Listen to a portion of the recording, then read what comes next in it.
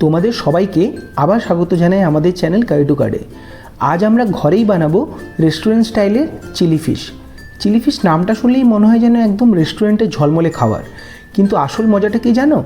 এটা হচ্ছে Chinese technique আর বাঙালির মাছ প্রেম, এই দুটো মিশেই এই রেসিপিটা তৈরি।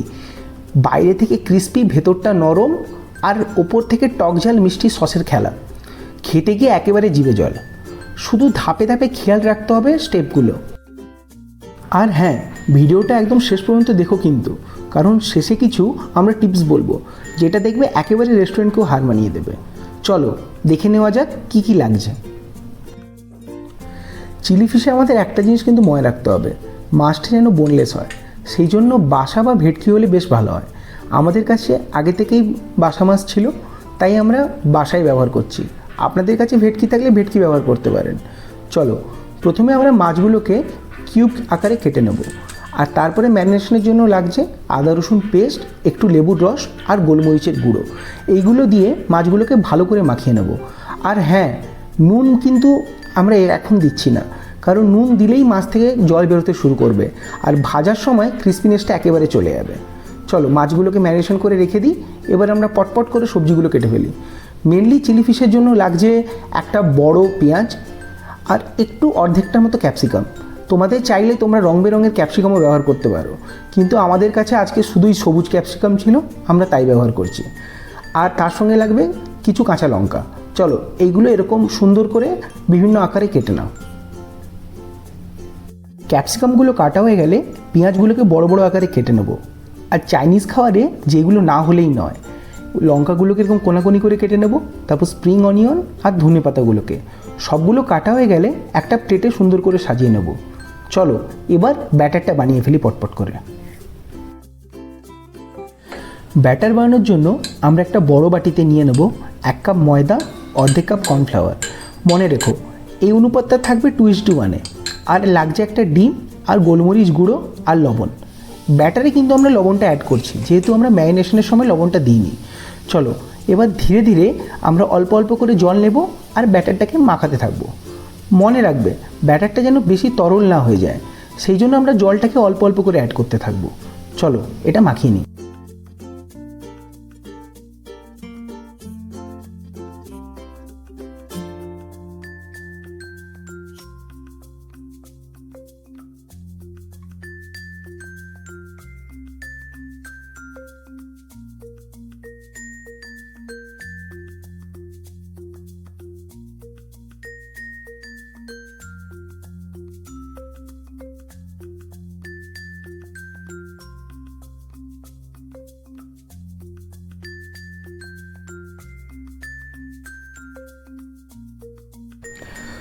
যখন দেখবে ব্যাটারটা মোটামুটি একটা কনসিস্টেন্সি চলে এসেছে, তখন এর মধ্যে 1 চা চামচের মতো কুকিং অয়েল অ্যাড করে দেবো আমরা।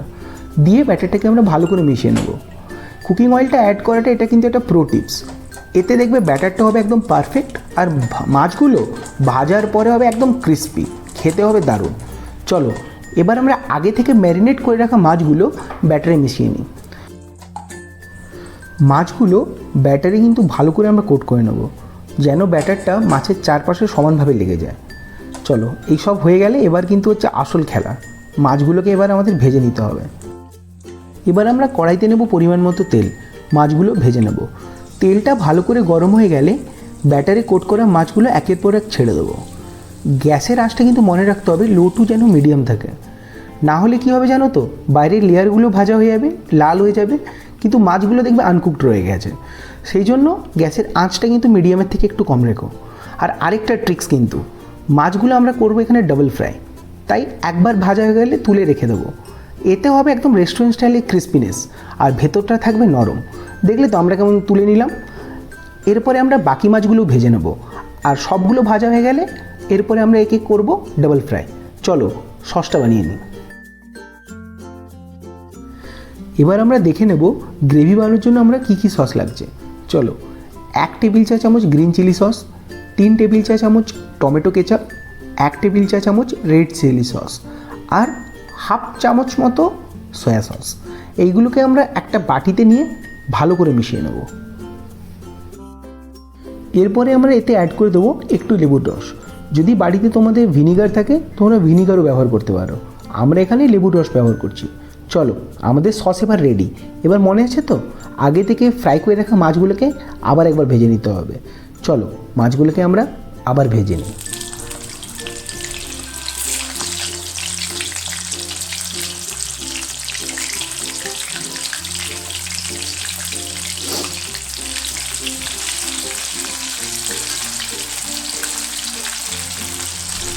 আমরা যখন মাছগুলোকে সেকেন্ড টাইম ফ্রাই করব, এখানে কিন্তু আমাদের গ্যাসটাকে মিডিয়ামের থেকে একটু কম রাখতে হবে।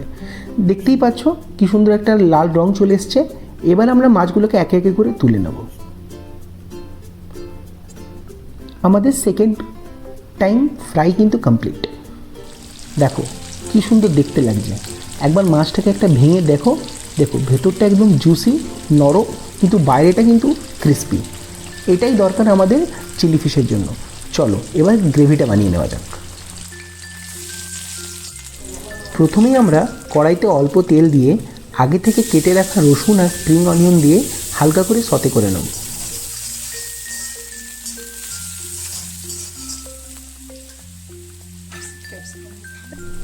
রসুনের কালারটা হালকা ব্রাউন হয়ে এলে এতে আমরা আগে থেকে কেটে রাখা ক্যাপসিকাম আর পেঁয়াজগুলো অ্যাড করে নেব।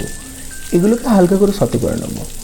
মনে রেখো কিন্তু ক্যাপসিকাম আর পেঁয়াজটা যেন একটু ক্রাঞ্চি থাকে, একেবারে যেন নেতিয়ে না পড়ে, তাহলে সেই চাইনিজ খাবারের কিন্তু মজাটাই চলে যাবে।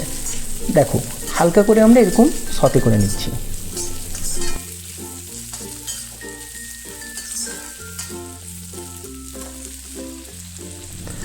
এবার আমরা এতে 2 থেকে 3টে শুকনো লঙ্কা অ্যাড করে দেবো, দিয়ে লঙ্কাগুলো খুব ভালো করে ভেজে নেব।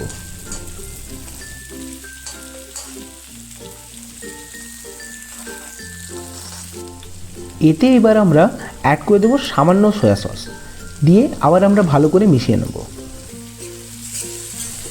এবার আমরা অ্যাড করে দেবো আগে থেকে পেস্ট করে রাখা কাশ্মীরি শুকনো লঙ্কা। এতে দেখবে শুধু সুন্দর একটা রং এসছে তাই না, টেস্টটাও হবে দারুণ। চলো আবার এইগুলোকে ভালো করে মিশিয়ে নিই। সবগুলো ভালো করে মিশে গেলে এতে এবার আমরা অ্যাড করে দেবো আগে থেকে ভেজে রাখা মাছগুলো অ্যাড করে সব কিছুকে আমরা ভালো করে একবার মিশিয়ে নেব।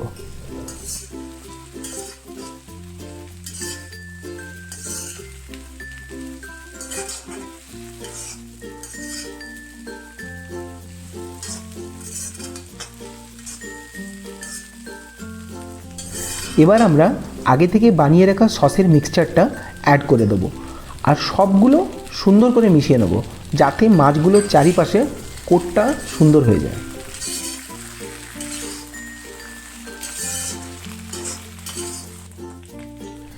এই রেসিপিটার জন্য আমরা বেশি পাতলা গ্রেভি চাই না, তাই সামান্য জল আমরা অ্যাড করছি। এরপর আমরা আগে থেকে কর্নফ্লাওয়ার আর জলের যে স্লারিটা বানিয়ে রেখেছিলাম সেটা অল্প অল্প করে অ্যাড করে দেব। কর্নফ্লাওয়ারের স্লারিটা অ্যাড করার পরে দেখতেই পাচ্ছ গ্রেভিটা কী সুন্দর একটা ঘন হয়ে এসছে। এবার আমরা স্বাদ মতো চিনি আর নুন অ্যাড করে নেব।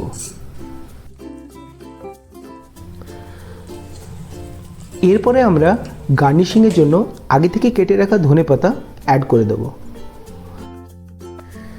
তো দেখলে কত সহজে একেবারে রেস্টুরেন্টের মতো বানিয়ে নেওয়া যায় চিলি ফিশ বাড়িতেই। সুন্দর ক্রিস্পি ফ্রাইড ফিশ, রঙিন সবজি আর টকঝাল মিষ্টি সস, সব কিছু মিলে একদম জিভে জল। এবার প্লেটে নিয়ে যদি ফ্রাইড রাইস বা নুডলসের সঙ্গে একবার খেয়ে নাও, দেখবে প্রাণটা জুড়িয়ে যাবে। ভিডিওটা যদি তোমাদের ভালো লাগে তাহলে অবশ্যই লাইক, কমেন্ট আর শেয়ার করো। আর হ্যাঁ, আমাদের চ্যানেলটা যদি এখনও সাবস্ক্রাইব করে না থাকো প্লিজ সাবস্ক্রাইব করে দিও আর পাশের বেল আইকনটাও প্রেস করে দিও, নাহলে কিন্তু আমরা আবার চুপি চুপি রান্না করে নেব, তোমরা কেউ টেরও পাবে না। চলো দেখা হচ্ছে পরে আবার একটা জিভে জল আনা রেসিপি নিয়ে।